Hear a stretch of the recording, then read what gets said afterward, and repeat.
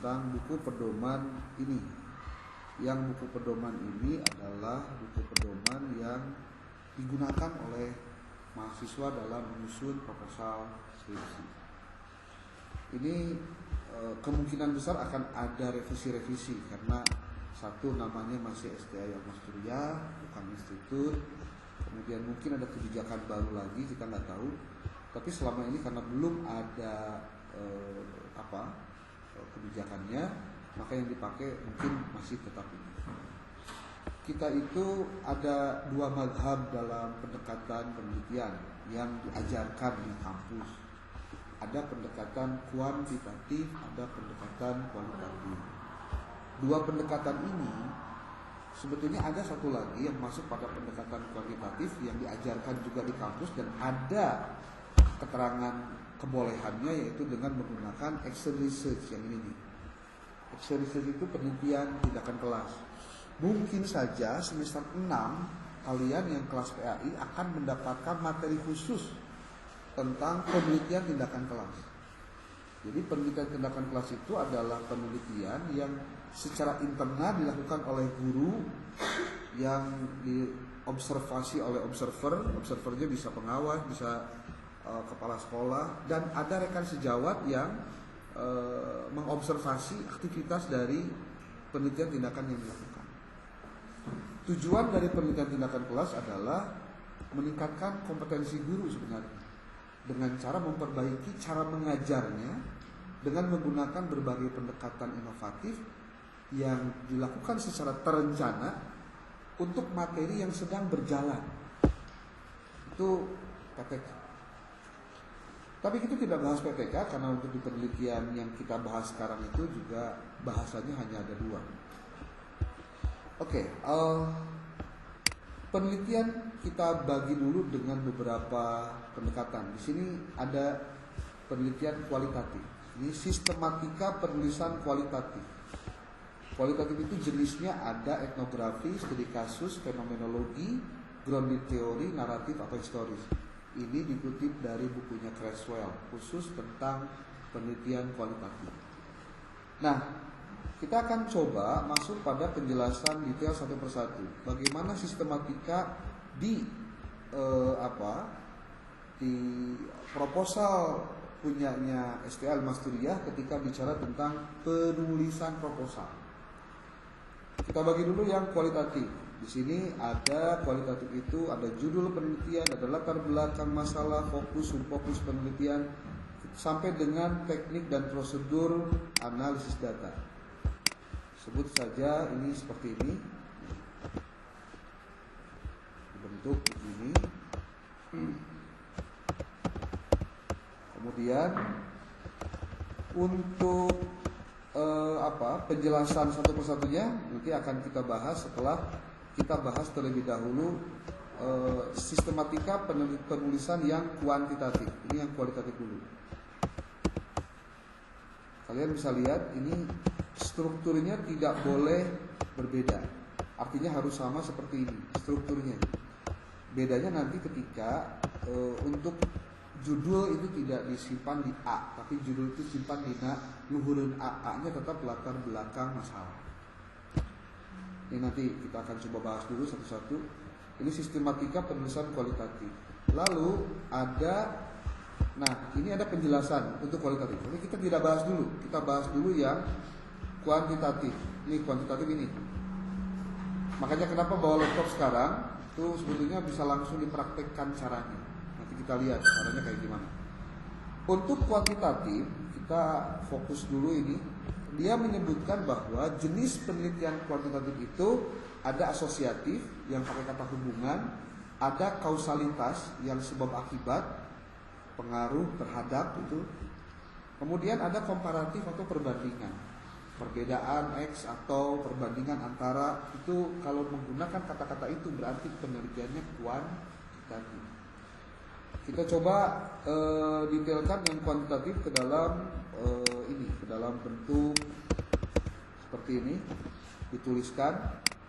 Lalu ini kita apa? Kemudian ada daftar pustaka ya, lupa satu lagi. daftar pustaka. Dan ada satu lagi sebetulnya yang penting juga, yaitu lampiran. Itu jangan sampai lupa. Nih, kuantitatif. Nih, ini pasti bakal kiri karena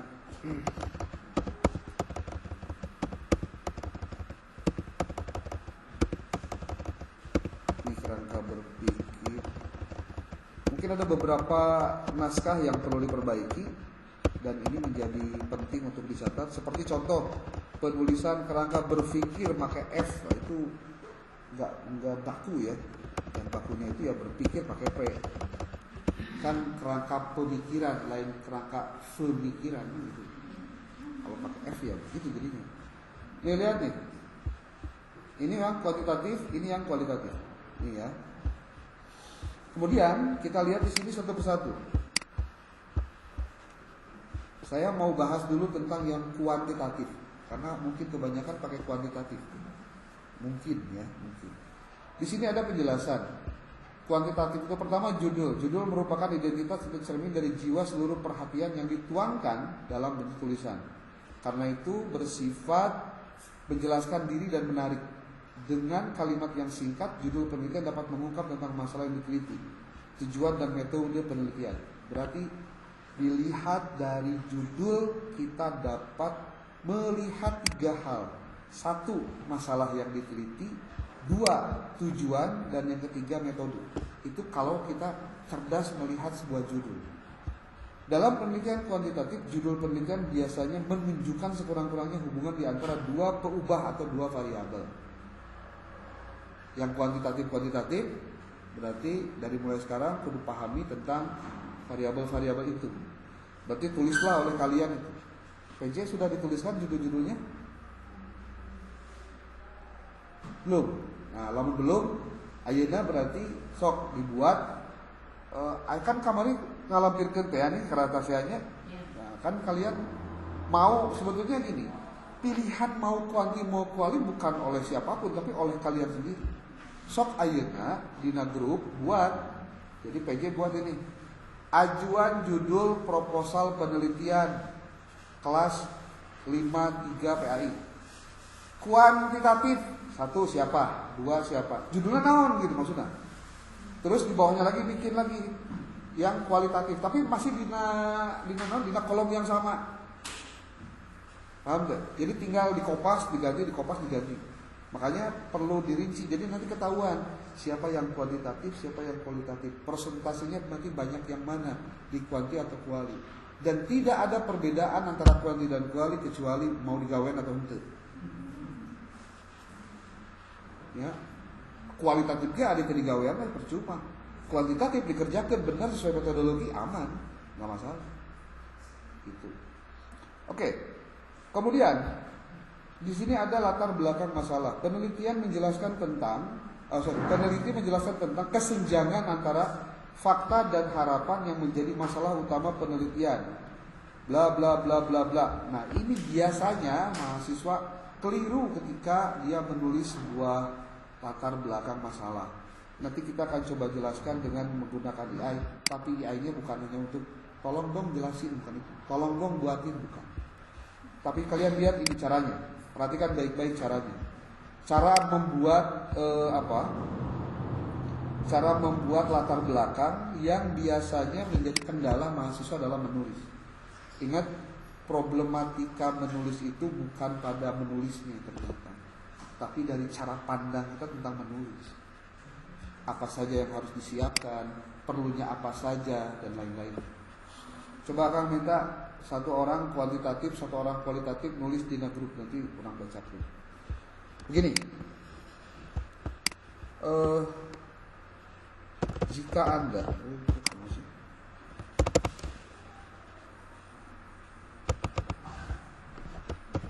Anda berperan sebagai guru besar, dosen,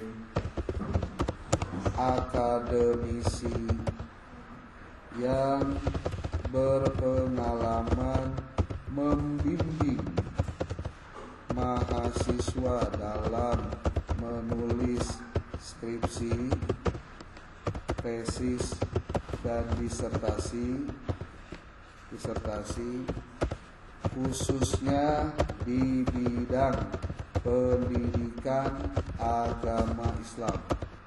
Ini kalaupun kalian pakai prom yang sama dengan ini yang dengan ChatGPT atau yang lain sama, beda hasilnya, nggak jauh.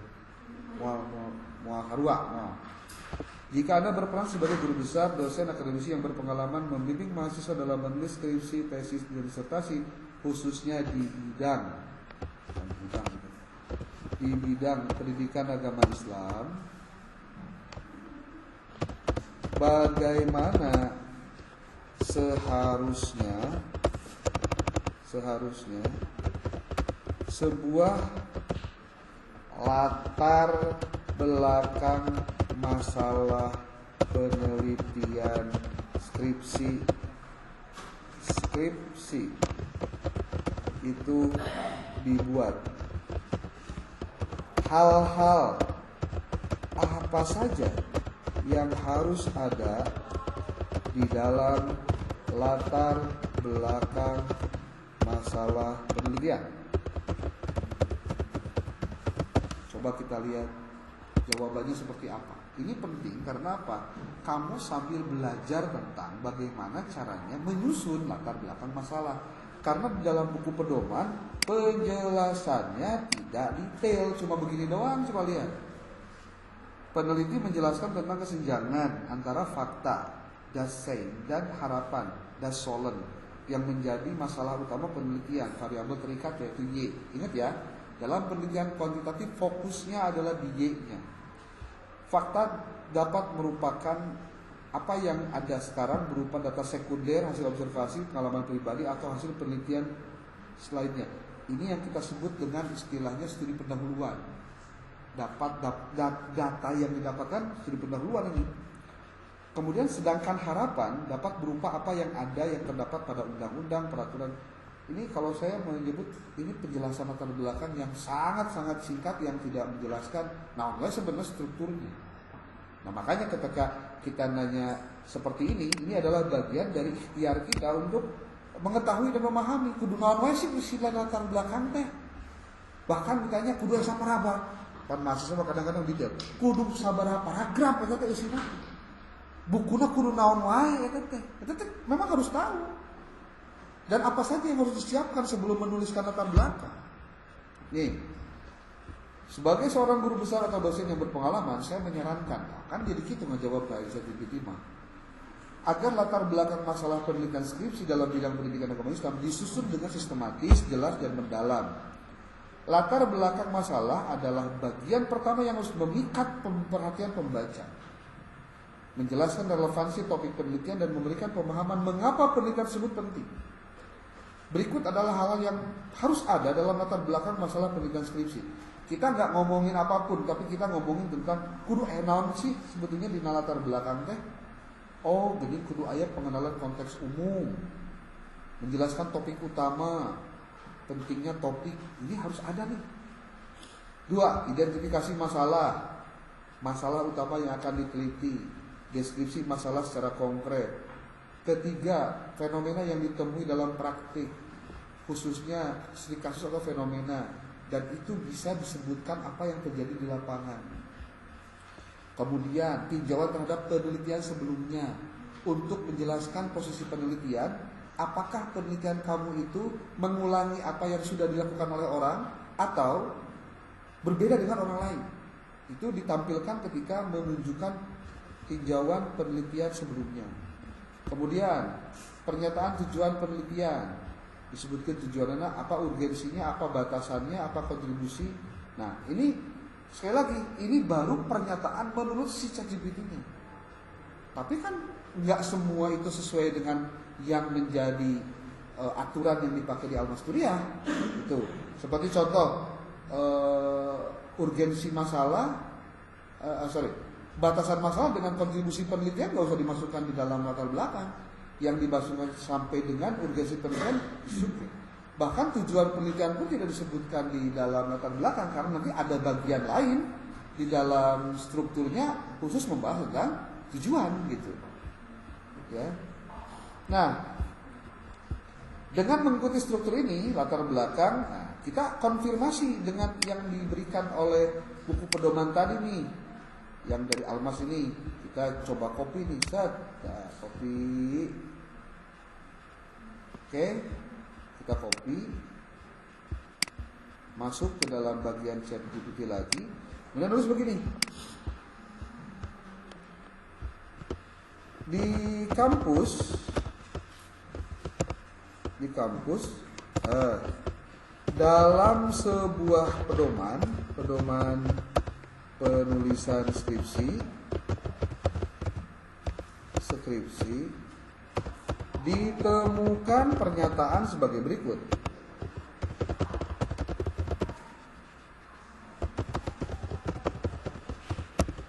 Nah,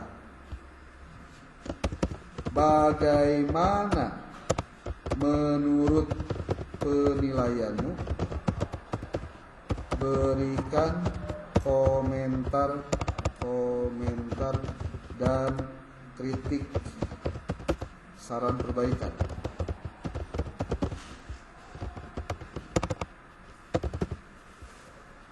Nah, kita lihat, coba kamu lihat begitu. Apa yang tadi ditulis di bukunya pedoman punya Almas, dituliskan begini. Pernyataan dalam pedoman penulisan skripsi tersebut telah mencakup unsur penting yang harus ada dalam latar belakang masalah penelitian, yaitu kesenjangan antara fakta dan harapan. Namun ada beberapa hal yang perlu dikomentari dan disarankan. Nah, ini pentingnya ini sebenarnya. Pentingnya itu perbaikan ininya. Kata dia begini, ada yang harus diperbaiki, penggunaan istilah dasein dan dasolen. Kritik, istilah dasein seharusnya menggambarkan apa yang ada atau kenyataan yang terjadi, dan dasolen menggambarkan apa yang seharusnya. Memang berasal dari filsafat yang sangat filosofis, khususnya dalam pemikiran Hegelian. Penggunaan istilah ini dalam konteks skripsi pendidikan agama Islam bisa jadi membingungkan bagi pembaca yang tidak terbiasa dengan terminologi filsafat, dan bahkan tidak relevan dengan sebagian topik penelitian. Kan berarti dikomentari kayak gitu. Saran, gunakanlah bahasa-bahasa yang sederhana deh. Penjelasan fakta seperti ini penjelasannya, dia akan jelaskan. Penjelasan harapan ini, penghubungan fakta dan harapan seperti ini, penyusunan yang lebih sistematis seperti ini. Nanti kita akan lihat bagaimana cara untuk menyesuaikan antara apa yang seharusnya komponen yang mesti ada dengan yang tadi disampaikan dalam pedoman yang dari Almas Turiah tadi. Contohnya begitu. Secara keseluruhan pedoman sudah menyentuh aspek penting dalam penulisan latar belakang, itu kesenjangan antara belakang. Namun penulisan ini perlu disederhanakan. Mohon buatkan revisi struktur isi latar belakang yang kamu buat dengan yang disampaikan pada pedoman di atas.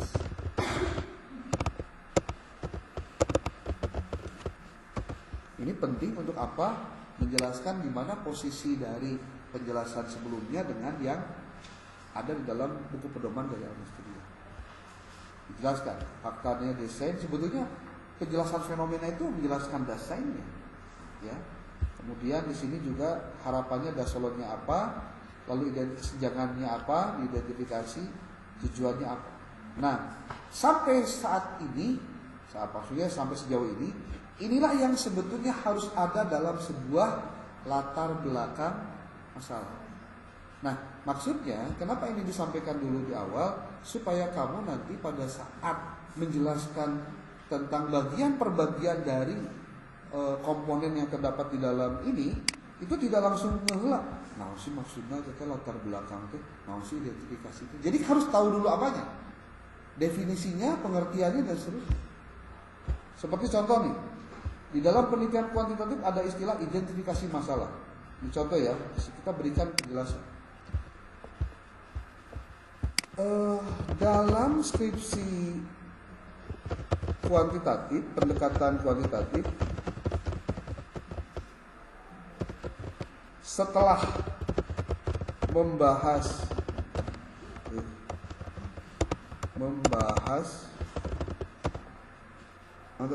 latar belakang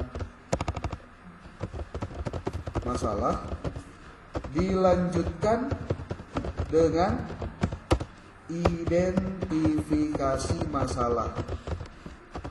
Apakah yang dimaksud dengan identifikasi masalah? Jelaskan dengan terang benderang. Jelaskan. Nih, ini sebelum menggunakan apapun pahami. Kenapa ini harus diberikan? Karena nanti kalau kamu nanti ingin meminta bantuan dia menyusun, dia sudah mendapatkan pengetahuan dasar dan pengetahuan awal dari penjelasan yang kamu lakukan. Jadi kalau dia nggak pernah disentuh dulu aspek yang kira-kira dia bisa menyentuh yang lainnya, dia akan ngacampruk ketika ngejawab. Jadi mana-mana berikan stimulus dulu, jelaskan dulu terus. Jadi ketika kurang kan tinggal jawab. Berdasarkan jawaban Anda di atas, bisakah Anda bantu saya untuk menyusunkan latar belakang dengan judul begini dengan fakta-fakta yang harus ada sebagai berikut 1, 2, 3, 4, 5. Jadi nanti dia akan memberikan jawaban yang berdasarkan apa yang kita tampilkan. Termasuk nanti di pertemuan kedua nanti kita akan sampaikan gimana caranya kamu melakukan pengisian terhadap yang 20 artikel dengan 20 skripsi TA. Itu kan belum dicek. Nanti lah di Zoom disampaikan lah ini. Itu kita UASnya kapan? 27, itu masih kira satu pertemuan lagi. Tapi pertemuan minggu depan itu terakhir, Sabtu depan, ya benar. Nah, sebelum itu kita akan ada pertemuan untuk Zoom. Kalaupun tidak Zoom, langsung dikasih videonya, kamu pelajari video itu. Ya. Nanti kita akan lanjutkan menjelaskan ini karena ini menjadi penting, menjelaskan ini semua penting. Karena sebelum kamu menulis, yang kamu pentingkan dulu adalah pengetahuan tentang menulis. Dalam copy paste bari hayang ChatGPT unggul, ada kabaca gitu. Iya mah. Saya tidak menolak teknologi, justru karena teknologi itu harus dipelajari, pelajarilah dengan benar caranya. Kalau tidak, kamu nanti akan jadi hamba sahaya dari teknologi. Benar. Hanya penikmat doang, bukan sebagai orang yang pintar dengan teknologi. Karena mudah mendapatkan akses, jadi gampang ya, kopi. Tentunya jadi terpintar juga. Oke, saya coba dulu sekian karena sudah habis ya. 40 menit, 100 menit ya. Ada 10 menit lagi. Oke, saya ada jadwal untuk Zoom lagi ini deh. Karena ada meeting ada kirim Zoom di satu webinar diizin 10 menit ini tolong pastikan dimanfaatkan untuk lakukan seperti yang barusan saya lakukan. Terus kalau kamu belum punya dapat ininya, file PDF itunya, nanti udah punya? Ya udah, kalau udah punya gitu, diikutin aja. Nah, ya, dan masih belum berubah sih. Pokoknya strukturnya seperti ini. Nah, nanti saya mau latihan menulisnya dengan menggunakan teknik menulis. Dari mulai sekarang, tolong buka website,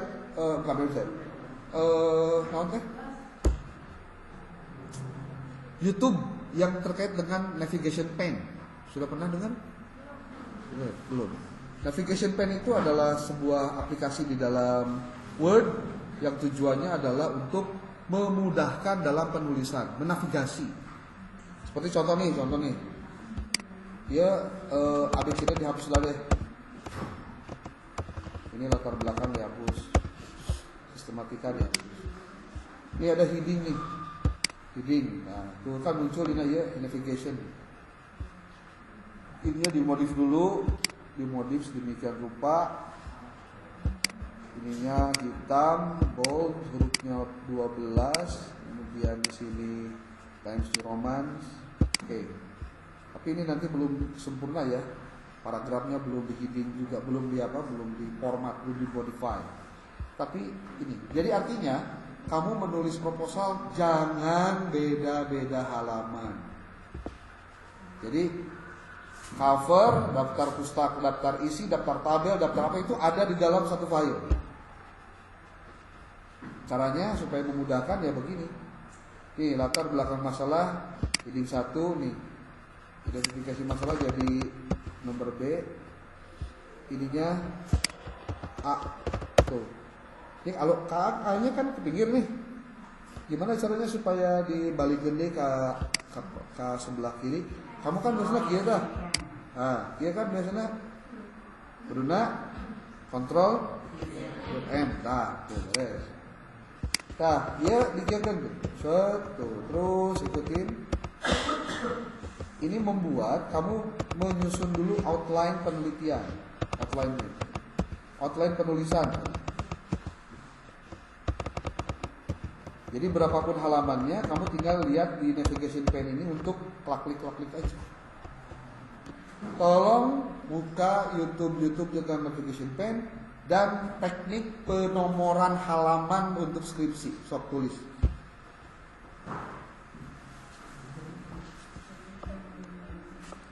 Teknik penomoran dalam skripsi itu ada dalam di YouTube-nya banyak loh.